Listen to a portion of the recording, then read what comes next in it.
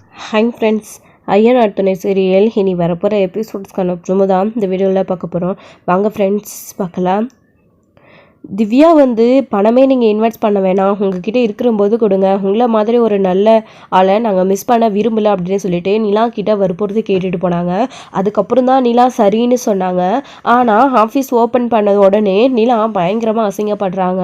அங்கே இருக்கிறவங்க வந்து நிலா பணத்தையே கொடுக்காம ஓசிலேயே இந்த கம்பெனியில் சேர்ந்துட்டாங்க அப்படின்னு பேசுகிறாங்க. இது நிலாவுக்கு ரொம்ப கஷ்டமாக இருக்குது. அப்போது திவ்யா கூட அந்த இடத்துல சொல்லதான் சொல்கிறாங்க, நாங்கள் தான் நிலாவை உங்ககிட்ட இருக்கிறம்போது கொடுங்க, இப்போதைக்கு நீங்கள் வந்து கம்பெனியில் ஜாயின் பண்ணிக்கோங்க, நிலா மாதிரி ஒரு நல்ல பர்சன் இல்லை அப்படின்னு தான் நாங்கள் நிலாவை கூட ஜாயின் பண்ணிக்கிட்டோம், நீங்கள் இப்படி பேசாதீங்க அப்படின்னு சொல்கிறாங்க. இருந்தாலும் நான் உண்மையை தானே சொன்னேன், தப்பாக எதுவும் சொல்லலையே அப்படின்னு சொல்கிறாங்க. அந்த இடத்துல நிலா அந்த விஷயத்த பெருசாக எடுத்துக்காம, நீங்கள் கரெக்டாக தான் சொன்னீங்க திவ்யா அப்படின்னு திவ்யா கிட்ட நிலா அப்படி பேசின உடனே, நீங்கள் எதுவுமே பேச வேணாம் நிலா, அவர் கேஷுவலாக பேசிட்டு போகிறாரு, உங்களை பற்றி எனக்கு தெரியும், விடுங்க நீங்கள் இருக்கிற போது ஏற்பாடு பண்ணி தாங்க அப்படின்னு சொல்கிறாங்க. எப்படி அந்த 5 லட்சத்தை நாம் ரெடி பண்ணி தரப்போகிறோம் அப்படின்னு சொல்லிட்டு நிலாவுக்கு ரொம்ப கன்ஃபியூஷனாக இருக்குது. ஆல்ரெடி நிலா நிறைய தடவை வேண்டான்னு சொன்னாங்க. வீட்டில் இருக்கிற எல்லாருமே எப்படியாச்சும் ரெடி பண்ணி கொடுத்துடலாம், நீ போய் எங்கள் கம்பெனியில் ஜாயின் பண்ணிக்கோ நிலா அப்படின்னு சொன்னாங்க. அந்த நம்பிக்கையில் நிலாவுமே சேர்ந்துட்டாங்க. ஆனால் 5 லட்ச ரூபான்றது பெரிய தொகை. நிலா அசிங்கப்பட்டு நிற்கிறாங்க, என்ன பண்ணுறதுன்னு ஒன்றும் புரியலை. ஸோ பூஜை முடிச்சுட்டு கம்பெனி ஸ்டார்ட் பண்ணதுக்கப்புறமா வெளியில் வந்துடுறாங்க. ஸோ வந்ததுக்கப்புறமா சோழனுக்கு என்ன பண்ணுறதுன்னே தெரியல. ஸோ அவருக்கு ரொம்ப வந்து கஷ்டமாக இருக்குது, நிலா வந்து பணம் இன்வெஸ்ட் பண்ணாமல் சேர்ந்துட்டாங்க அப்படின்னு அங்கே இருக்கிறவங்க பேசுகிறாங்க அப்படின்னு. அதாவது எல்லா கம்பெனிலையும் இந்த மாதிரி ஆள் யாராச்சும் ஒருத்தர் இருக்காங்கல்ல, அங்கே ராகவ் டார்ச்சரு, இங்கே இந்த ஆள் இவன் யாருன்னு தெரியலையே அப்படின்னு சொல்லிட்டு சோழனுக்கு பயங்கரமான கோவம். அதனால ஸோ அப்படி முடிச்சுட்டு அவருடைய ஓனர்கிட்ட பணம் வாங்கிட்டு வரலாம் தான் கரெக்டாக போகிறாரு. அந்த சமயத்தில் அவர் பணத்தெல்லாம் வந்து பேங்க்கில் போகிறதுக்காக எடுத்து வச்சுட்ருக்காரு. ஸோ சோழன் வந்து கேட்குறாங்க, பணம் ஒரு 5 லட்ச ரூபாய் கடன் கொடுக்க முடியுமா அப்படின்னு சொல்லிட்டு கேட்ட உடனே, ஏண்டா உன்னை நம்பி யாராச்சும் 5 லட்சம் கொடுப்பாங்களா, ஏற்கனவே நீ பாண்டிக்காக வாங்கின கடனையே நீ இன்னும் ஒழுங்காக கட்டல, அதுக்குள்ளே உனக்கு 5 லட்ச ரூபாயா, முதல்ல உனக்கு கொடுத்த 70,000த்தில் பணத்தை அதை எடுத்துகிட்டு வந்து கட்டு, முழுசாக 20,000 கட்டிக்கிறியாடா சோழா, மாதம் ஏதோ சம்பளத்தில் நான் பிடிக்கிற வரைக்கும் அதாச்சும் கட்டியிருக்கிற, இல்லைனா அதுவும் இல்லை, முழுசாக சம்பளத்தை வாங்கிட்டு போய் செலவு பண்ணியிருப்பேன். பொண்டாட்டி வந்ததுக்கப்புறமா அவளுக்கே தானே நீ எல்லாத்தையும் செய்கிற, ஆனால் அவன் உனக்கு கொஞ்சமாச்சும் மதிக்கிறாளா, எதுக்குடா உனக்கு இந்த தேவையில்லாத வேலை, அவங்க பணக்கார வீட்டு பொண்ணு, நடந்தது எப்படி கல்யாணம்ன்றது உனக்கும் தெரியும், பேசாமல் விட்டுட்டு வேலையாக பார்க்கலான்னு இல்லாமல் அளவுக்கு மீறி ஆசைப்படுறடா சோழா நீ அப்படின்னு சொல்லி அவரும் ரொம்ப கேவலமாக பேச ஆரம்பிச்சிடுறாரு. சோழனுக்கு, அண்ணன் கொடுக்குறேன்னா கொடுங்க, இல்லைனா எதுவும் பேசாதீங்க, எதுக்கு தேவையில்லாமல் என்னுடைய விஷயத்தெல்லாம் நீங்கள் தலையிடுறீங்க, நிலா என் ஒய்ஃப்னா அவளை எப்படி பார்த்துக்கணுன்னு எனக்கு தெரியும் அப்படின்னு. பார்த்துக்கப்பா, நான் எதுவும் சொல்லலை, ஆனால் என்னால் உனக்கு பணம் கொடுக்க முடியாது, என்கிட்ட பணம் கேட்டு வந்து நீ நிற்காத, கிளம்பு அப்படின்னு சொல்லிட்டு அவர் வந்து சொல்லிடுறாரு. போய் வேறு வேலை இருந்தால் ஏதாச்சும் பாரு அப்படின்னு சொல்லிட்டு அவர் பணத்தை எண்ணி கபோர்டில் வச்சுட்டு உள்ளே வந்து போயிட்டு வராரு. ஸோ உள்ளே போயிட்டு வர கேப்பில் சோழன் வெளியே போனவர், அவர் போன உடனே பணத்தை நிலாவுக்காக திருடிடுறாங்க. என்னதான் நிலாவுக்கு ஒரு தேவை இருந்தாலும் சோழன் இப்படி திருடினது ரொம்ப பெரிய தப்பு, இப்படியெல்லாம் பண்ணியிருக்கவே கூடாது. அவர் பணத்தை நிலாவுக்காக திருடிட்டாங்க. வீட்டில் எல்லாருக்கிட்டையும் இப்படி நிலா அசிங்கப்படுறா, நம்ம எல்லாரும் எதுவும் பண்ண முடியல, பணத்தை ஏற்பாடு பண்ணி கொடுக்கலாம், இல்லை சீக்கிரமாக ரிஜிஸ்ட்ரேஷனை முடிச்சுட்டு ஸோ அப்பா பேருக்கு வீட்டை மாற்றிட்டு எப்படியாச்சும் பணத்தை ரெடி பண்ணி கொடுக்கலாம் அப்படின்னு சொல்லிட்டு நம்ம யோசிச்சிருக்கணும் நம்ம சோழன் வந்து. ஆனால் அதை யோசிக்காமல் டக்குன்னு வந்து நிலா அசிங்கப்படுறாங்கன்னு உடனே நிலாக்காக எந்த லெவலுக்கும் போக துணிஞ்சிட்டாங்க. ஆனால் இதை நிலா எப்படி எடுத்துப்பாங்க, அவங்களுக்கு பொய் சொல்கிறது திருடுறது இதெல்லாம் சுத்தமாக பிடிக்காது. அப்படி இருக்கிறப்போ சோழன் இப்படி பண்ணது மிகப்பெரிய தப்பு. கண்டிப்பாக நிலாக்கு இந்த விஷயம் தெரிஞ்சால் அவங்க கோவப்பட தான் செய்வாங்க. எனக்காக நீங்கள் திருடி இருக்கீங்க அப்படின்னு சொல்லிட்டு பரிதாபப்பட போகிறாங்களா இல்லை கோவப்பட போகிறாங்களான்றது அவங்கள பொறுத்து தான் இருக்க போகுது. சோழன் இப்படி பணத்தை திருடிட்டு போயிட்டு வீட்டில் கொண்டு போயிட்டு நிலா கிட்ட, இந்தாங்க பணம், இதை உங்கள் ஃப்ரெண்ட் திவ்யா கிட்ட கொடுத்து நீங்கள் எந்த பிரச்சனையும் இல்லாமல் அந்த கம்பெனியில் நல்லா ரிலாக்ஸாக வேலை செய்யுங்க அப்படின்னு சொல்கிறாங்க.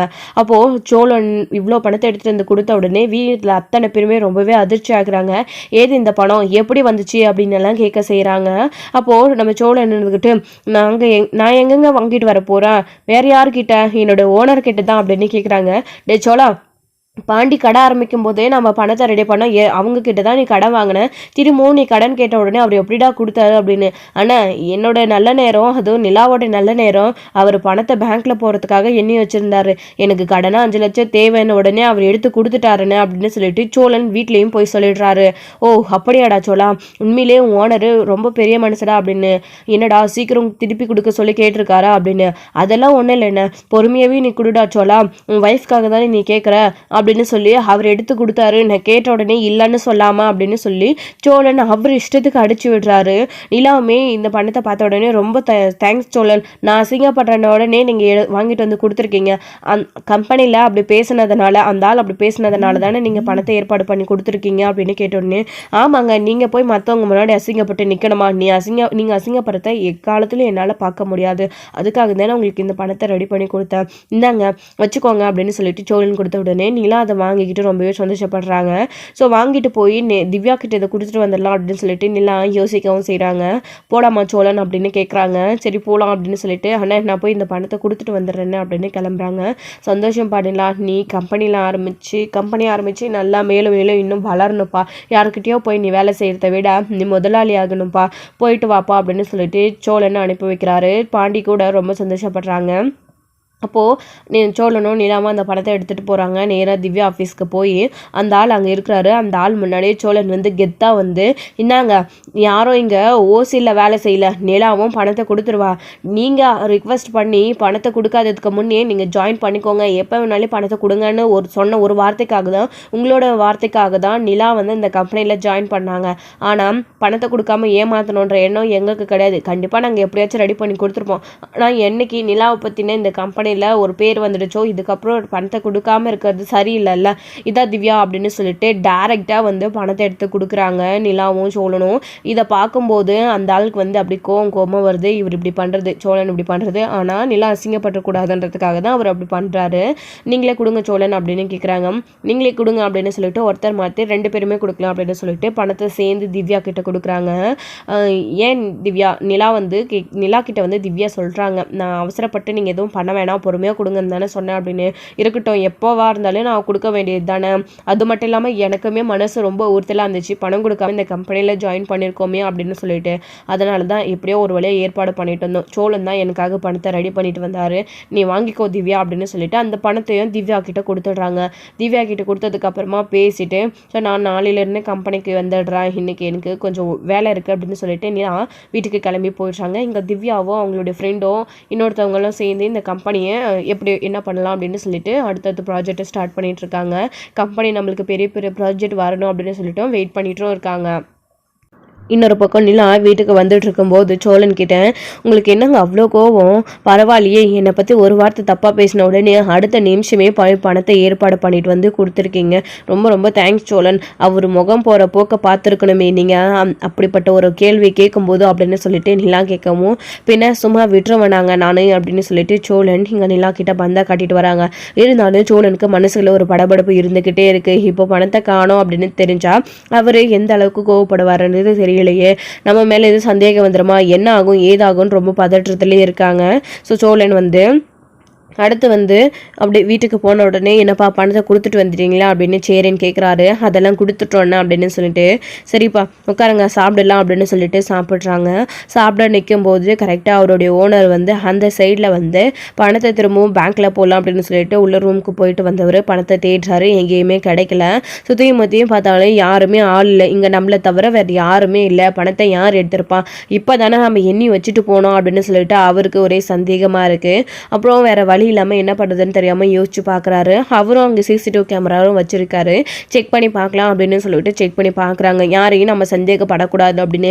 முதல்ல சோழன் மேலே சந்தேகம் வருது, அவன் தானே இங்கே இருந்தான், பணம் கேட்டான், ஆனால் நம்ம கொடுக்க முடியாதுன்னு சொன்ன உடனே அவன் போயிட்டான், அவன் எப்படி எடுத்திருப்பான் அப்படின்னு யோசிக்கிறாரு. ஸோ சந்தேகப்படக்கூடாதுன்னு தான் செக் பண்ணி பார்க்கும்போது கேமராவை, ஸோ சோழன் தான் அந்த பணத்தை எடுத்திருக்காரு. ஸோ சோழன் பணத்தை எடுத்திருக்காரு உடனே அவருக்கு அந்த அளவுக்கு கோவம் வருது.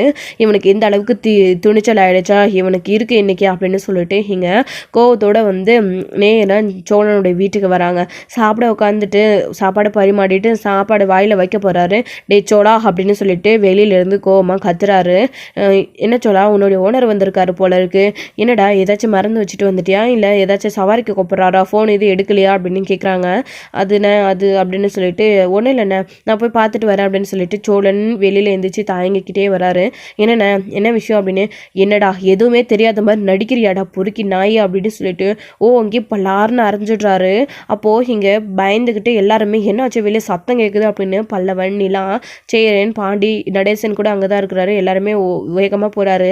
சார் என்ன இது பேச தானே வந்திருக்கீங்கன்னு பார்த்தா எதுக்கு இப்போ அவனை அடிக்கிறீங்க அப்படின்னு. இவன் பண்ண வேலைக்கு இவனை அடிக்காமல் கொஞ்சுவாங்களா, சொல்ல போனால் இவனை போலீஸில் பிடிச்சி கொடுக்கணும், போனால் போகட்டும், இத்தனை வருஷமாக நம்ம கூட வேலை செஞ்சுட்டானேன்னு சொல்லி பேசாமல் அமைதியாக இருக்கிற என் கம்பெனியில் வேலை செஞ்சானேன்னு. இல்லைனா இவனுக்கு நடக்கிறதே வேற, மரியாதை கெட்டுட்டோம். ஏண்டா ராஸ்கல், உனக்கு அவ்வளோ திமிராகி போடுச்சா, உன்னெல்லாம் நம்பி ஏற்கனவே 70,000 பணம் கொடுத்தல, அதே பெரிய விஷயம், நான் பணம் கொடுக்கலன்னு உடனே நீ எப்படி பணத்தை திருடலாம் அப்படின்னு சொல்லிட்டு பேசவும் எல்லாருக்குமே ரொம்ப அதிர்ச்சி. அதுக்கு எனது பணத்தை திருடிட்டானா அப்படின்னு சொல்லிட்டு எல்லாருமே ரொம்பவே அதிர்ச்சியில் பார்த்துட்டு இருக்காங்க. அண்ணா இருங்கண்ணா ஒரு நிமிஷம், நான் என்னன்னு கேட்குறேன். டே சோழா, என்னடா இது, அவர் என்னடா சொல்கிறாரு, நீ என்னடா நீ தானடா அவர் பணத்தை கொடுத்தாருன்னு சொன்னேன், இப்போ என்னடா அவர் பணத்தை நீ திருடிட்டு வந்தேன்னு சொன்னார் அப்படின்னும். உங்ககிட்ட வந்து அப்படியெல்லாம் வேற சொன்னானா, நான் எது இவனுக்கு பணத்தை கொடுத்தேன், இவனை நம்பி யாராச்சும் 5 லட்சம் பணத்தை கொடுப்பாங்களா, ஏற்கனவே அவன் தம்பிக்காக கடை ஆரம்பிக்க போறேன்னு சொல்ல வாங்கின பணத்தையே அவன் ஒழுங்காக கொடுக்கல, இன்னும் முழுசாக கொடுத்து முடிக்கவே இல்லை, அதுக்குள்ளே எப்படி இவனை நம்பி 5 லட்ச ரூபாய் கொடுப்பேன், அதுவும் சாதாரணமாக 1 ரூபாயோ 2 ரூபாயோ இவனை நம்பி நான் பணம் கொடுக்கறதுக்கு 5 லட்ச ரூபாய் எந்த ஒரு ப்ரூஃபும் இல்லாமல் எப்படி உனக்கு நான் தூக்கி கொடுப்பேன், நீங்கள் கூட யோசிக்க மாட்டீங்களா.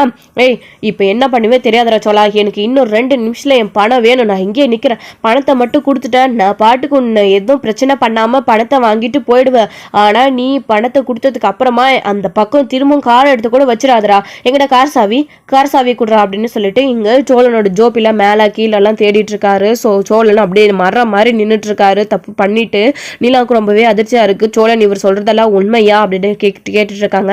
என்னமா உனக்கு தானமா ஏதோ வேலை விஷயமா பணம் வேணும்னு சொல்லிட்டு கேட்டான். நான் எதுக்குடா இது, அந்த பொண்ணே உன்னை வேண்டான்னு தூக்கி எறிஞ்சிட்டு இருக்கேன், அந்த பொண்ணுக்காக எதுக்குடா அப்படி எல்லாம் பண்ற, பணமும் கிடையாது ஒன்றும் கிடையாது போடான்னு சொல்லி அப்பதானே நான் சொல்லி அனுப்பிச்சிட்டு பணத்தை எண்ணி வச்சுட்டு போறான். போயிட்டு வந்து பண்றா, பணத்தை காணும். அப்போவும் எனக்கு மேல சந்தேகம் வரல. சரி யாரா இருக்கும் என்ன ஏதுன்னு செக் பண்ணி பார்க்கலான்னு கேமராவை செக் பார்த்தா அப்பட்டமா தெரியுது இவன் தான் அந்த பணத்தை எடுத்ததுன்னு. நான் என்ன பொய்யா சொல்ல போறேன், என் பணத்தை எடுத்து அவன் ஒரு திருடிட்டு வந்துட்டு அப்புறம் என் 5 லட்ச ரூபாய் நான் ஏன் ஒழிச்சு வச்சுக்கிட்டு போய் சொல்ல போறேன், இவன் மேல அப்படி ஒரு தப்பான எண்ணத்தை பழி போடணும்னு எனக்கு என்ன அவசியம். இவ்வளோ நாள் வரைக்கும் என்ன நான் அவனை கூட பிறந்த தம்பியை தான் பார்த்துட்டு இருந்தேன், அவனும் என்னை வாய் நிறைய அண்ணன் தான் கூப்பிட்டு இருந்தான். ஆனா இப்படி அண்ணனுக்கு இப்படி துரோகம் பண்ணுவான்னு நான் கொஞ்சம் கூட நினைச்சு பார்க்கல. எனக்கே எப்படின்னா குடும்பத்துக்குள்ள நீ இன்னும் என்னடா பண்ணுவ அப்படின்னு சொல்லிட்டு கோவப்பட்டு பேசுறாரு சோழன். என்னது இதெல்லாம் அப்படின்னு கேட்டுட்டு இருக்காங்க. அந்த சிசிடிவி கேமராவை பார்க்குறாங்க. பார்த்த உடனே ரொம்பவே அதிர்ச்சி நம்ம சேரனுக்கு. இப்போ அந்த பணமும் இல்லை, அந்த பணத்தையும் எடுத்துகிட்டு போய் திவ்யா கிட்ட உடனே கொடுத்துட்டும் வந்துட்டாங்க. சோழன் இப்படி ஏதாச்சும் நடக்கும் அவசரப்பட்டு அவர் வந்து கேட்பாரு அப்படின்னு சொல்லிட்டு தான் பணத்தை எடுத்துகிட்டு போய் டக்குன்னு வந்து கொடுத்துட்டும் வந்துட்டாங்க. இப்போ என்ன பண்ணுறதுன்னு தெரியாமல் முழிக்கிறாங்க. சேரன் இருந்துக்கிட்டு என்னடா சோழா இதெல்லாம் பணத்தை திருடிட்டு வந்தியாடா, ஓனருக்கே தெரியாமல் என்னடா பழக்கம் இதெல்லாம், நாம தான் நிலா பணத்தை எப்படியாச்சும் ஏற்பாடு பண்ணி கொடுக்கலான்னு சொல்லிட்டு தானே இருந்தேன், உன்னை யாரோட அவசரப்பட்டு போய் கேட்க சொன்னாங்க, சரி கொடுக்கலன்னா பேசாம வர வேண்டியதுதானா, எதுக்குல பணத்தை திருடிட்டு வந்த அப்படின்னு சொல்லிட்டு கோவப்பட்டு சேரன் பேசிட்டு இருக்காரு. எதுவுமே பேசாம நின்றுகிட்டே இருக்காங்க பல்லவன், பாண்டியன் எல்லாமே. பாண்டியன் கூட ஏண்டா சோழா அப்படி பண்ண அப்படின்னு கேட்டுக்கிட்டே தான் இருக்காங்க. எல்லாரும் இவ்வளவு தூரம் வக்கனையா பேசுறீங்களே, யாராலாச்சும் 1 ரூபாய் ரெடி பண்ணிட்டு வந்து கொடுக்க முடிஞ்சா, அங்க நில ஆபீஸ்ல அத்தனை பேர் முன்னாடி அசிங்கப்பட்டு நின்றுட்டு இருக்கா, அதான் எனக்கு வேற வழி தெரியல அப்படின்னு கேட்கவும், போது நிறுத்துங்க சோழன், அது என்னோட ப்ராப்ளம், நான் தான் கம்பெனியில ஜாயின் பண்ணேன்னு சொல்லணும், என்கிட்ட பணம் இல்லைன்னு தெரிஞ்சுக்கிட்டு தானே நான் சேர மாட்டேன்னு சொல்லிட்டு இருந்தேன், பிடிவாதமா எல்லாருமே சேர்ந்து எப்படியாச்சும் பணத்தை ரெடி பண்ணி கொடுத்துடலாம் சேர்ந்துக்கோங்க அப்படின்னு சொன்னீங்க. அது மட்டும் இல்லாமல் திவ்யாவுமே அதுக்கேற்ற மாதிரி என்ன இப்போதைக்கு பணம் கொடுக்க வேணாம் ஜாயின் பண்ணிக்கோன்னு சொன்னதுனால தான் நானும் எப்படியாச்சும் பணத்தை ரெடி பண்ணி கொடுத்துடலாம் பொறுமையா, இல்லை நம்மளை மாதம் இன்கம் வர்றது கூட அப்படியே வச்சு அவங்களுக்கே கொடுத்துடலாம் அப்படின்னு சொல்லிட்டு தான் நான் பொறுமையாக இருந்தேன். ஆனால் நீங்கள் எல்லாரும் தானே அவசரப்பட்டு சேர சொன்னீங்க, அப்படி பண்ணிட்டே இப்போது பணத்தை நீங்களே திருடிட்டு வந்து கொடுத்துருக்கீங்களே, இது உங்களுக்கே நியாயமாக இருக்கா, இப்படிப்பட்ட ஒரு வேலை வேணுமா எனக்கு, அங்கே அசிங்கப்பட்டுட்டு கூட நான் வேலை செஞ்சுட்டு இருந்திருப்பேன், ஆனால் நீங்கள் பண்ண ஒரு விஷயத்தினால இப்போது எனக்கு ரொம்ப ரொம்ப அசிங்கமாக இருக்குது, நீங்கள் இப்படி பண்ணுவீங்க நான் கொஞ்சம் கூட எதிர்பார்க்கலாம் அப்படின்னு. ஏங்க அப்போ கூட நான் பண்ணது தான் உங்களுக்கு தப்பாக தெரியுதுல்ல, நான் யாருக்காக பண்ணேன், உங்களுக்காக தான் நான் பண்ணேன், அது யோசிச்சு பார்க்க மாட்டேன்றீங்களா, நான் அதானே நான் என்ன நல்லது பண்ணா என்ன கெட்டது பண்ணான்னா நான் பண்ணுறது உங்கள் கண்ணுக்கெல்லாம் தெரியவே தெரியாது அப்படின்னு. போதும் நிறுத்துங்க சொல்ல, திருநது பணத்தை திருடிட்டு வந்து பணத்தை கொடுத்துட்டு பேசுகிற பேச்சை பார்த்தியானே அப்படின்னு சொல்லிட்டு நிலாவும் சோழனை பார்த்து அது சேரனை பார்த்து கேட்கவும் சேரன் என்கிட்ட சோழா என்னதான் நீ காரணம் சொன்னாலும் நீ பண்ணது தப்புடா. நிலாவுக்காக நீ பணத்தை ரெடி பண்ணி கொடுக்கணும்னு நினச்சதெல்லாம் சரிதான். அதுக்காக நம்ம அங்கேயும் எங்கேயும் எங்கேயாச்சும் கல்யாணம் வாங்கி தான் கொடுத்துருக்கணுமே தவிர இப்படி அவசரப்பட்டு திருடி இருக்கக்கூடாது. நிலாவுக்கு அங்கே அசிங்கம் ஏற்பட்டுருச்சா யாரும் இல்லைன்னு சொல்லலை.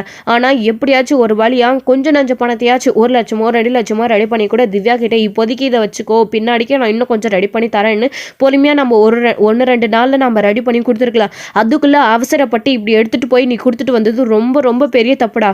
ஏன் வீட்டில் எதையாச்சும் அடமானம் வச்சு கூட கொடுத்துருக்கலாம். பத்திரத்தை தான் அடமானம் வைக்க முடியல. நீ கட்டின தாலியை வேண்டானதானே சொல்லி வீட்டில் கழட்டி வச்சிருக்கு. அந்த தாலியை நிலாவோட தாலியை அடகு வச்சிருந்தா கூட எப்படியாச்சும் நமக்கு 1 லட்ச ரூபாய் ஆச்சு கிடைச்சிருக்கண்டா. நம்மக்கிட்ட இருக்கிற நகையெல்லாம் ஏதாச்சும் 1-2 கால் பவுன் அரை பவுன் இதெல்லாத்தையும் வச்சிருந்தா கூட எப்படியாச்சும் ஒரு 2 லட்ச ரூபாய் புரட்டி இருக்கலாம். அது எல்லாத்தையும் வச்சு நிலாவுக்கு எப்படியாச்சும் கொடுத்துட்டு முதல்ல அதுக்கப்புறம் மீதி பணத்தை எங்கேயாச்சும் கடனாக பொறுமையாக கூட வாங்கி கொடுத்துருக்கலாம். ஆனால் நீ அவசரப்பட்டு திருடுனது ரொம்ப ரொம்ப தப்புடா சோழா. நீ இப்படி பண்ணுவான்னு நானும் எதிர்பார்க்கல. நீ எல்லாம் என் கூட பிறந்த தம்பியாடா. பாரடா இப்போ அவர் எப்படி பேசுறாருன்னு. எனக்கு இந்த அசிங்கம்லாம் தேவையா? ஏன்டா இப்படி இருக்கீங்க? ஒருத்தர் கூடவா உங்களுக்கு கொஞ்சம் கூட சுயமான அறிவுன்றதே யாருக்குமே கிடையவே கிடையாதா அப்படின்னு பல்லவனையும் அதாவது நம்ம சோழனையும் சேர்த்து சொல்ற மாதிரி தான் கோவப்பட்டு சேரன் வந்து திட்டிட்டு இருக்காரு. நடேசனுக்கு என்ன பண்ணதுன்னு தெரியல. இப்படி நிலாக்காக பண்ணிட்டானே அப்படின்னு சொல்லிட்டு ரொம்ப வந்து அவர் அதிர்ச்சியில் இருக்காரு. அவருக்கு திட்டணும்னு தோணலை. நிலாக்காக இவன் திருடுற அளவுக்கு போயிருக்கானே அப்படின்ற பரிதாபம் தான் நடேசனுக்கு தான் வருது. மற்ற யாருக்குமே அந்த அனுதாபம் தெரியல.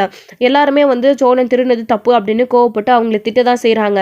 நடேசன் மட்டும்தான் என்னடா இப்போ அவளுக்காக தானே எடுத்தான் அப்படின்னு. அங்கிள் நீங்கள் சப்போர்ட் பண்ணாதீங்க, எனக்காக எடுத்திருந்தாலும் திருநது தப்பு தானே, இப்படி திருந பணத்துலையா நான் வேலை செய்யணும் அப்படின்னு கேட்குறாங்க. எல்லாரும் போதும் நிறுத்துறீங்களா? உங்களோட சண்டையை பார்க்க நான் இங்கே வரல. எனக்கு பணத்துக்கு ஒரு பதில் சொல்லுங்க. பணம் எங்கடா? எனக்கு பணம் வேணும்.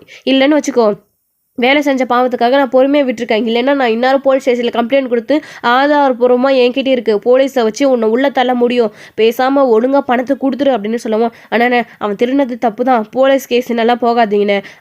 இப்போ எங்ககிட்ட கொடுக்குறதுக்கு பணமும் இல்லைண்ணே, கொஞ்சம் டைம் கொடுங்கண்ணே, எப்படியாச்சும் ஏற்பாடு பண்ணி கொடுத்துடுறோம் அப்படின்னு சொல்லுவோம். எனக்கு பணம் இல்லையா?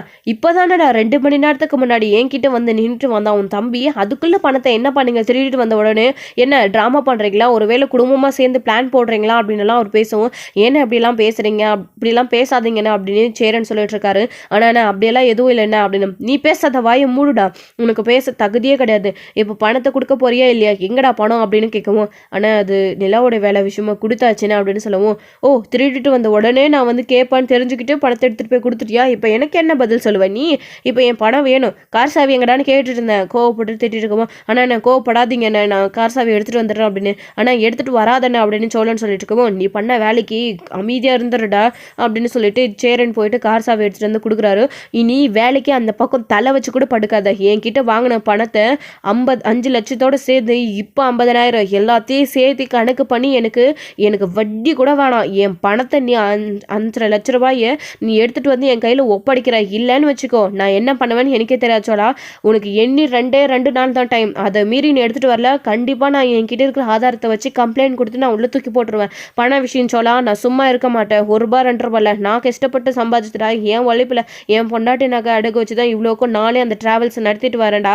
இங்கே பார், நீ எடுத்துகிட்டு வந்து கொடுக்கலன்னு வச்சுக்கோ, அவ்வளோதான் உங்களுக்கு மரியாதை அப்படின்னு சொல்லிட்டு அவர் அங்கேருந்து கோவப்பட்டுட்டு காரை எடுத்துகிட்டு போயிடுறாரு. இன்னொரு பக்கம் இங்கே சோழன் நின்று அசிங்கப்பட்டு அவமானப்பட்டு நின்றுட்டு இருக்காங்க. இதோட இந்த எபிசோட வந்து முடிச்சிருக்காங்க. அடுத்தடுத்த எபிசோட என்ன நடக்க போகுது, இனியும் சோழனை நிலாவும் சேரனும் சேர்ந்து எப்படி நடத்த போகிறாங்க அப்படின்றதெல்லாம் வெயிட் பண்ணி நெக்ஸ்ட் ஸ்டோரியில் பார்க்கலாம். Friends, thank you. இந்த வீடியோ உங்களுக்கு பிடிச்சிருந்தா லைக் பண்ணுங்கள், ஷேர் பண்ணுங்கள், கமெண்ட் பண்ணுங்கள்.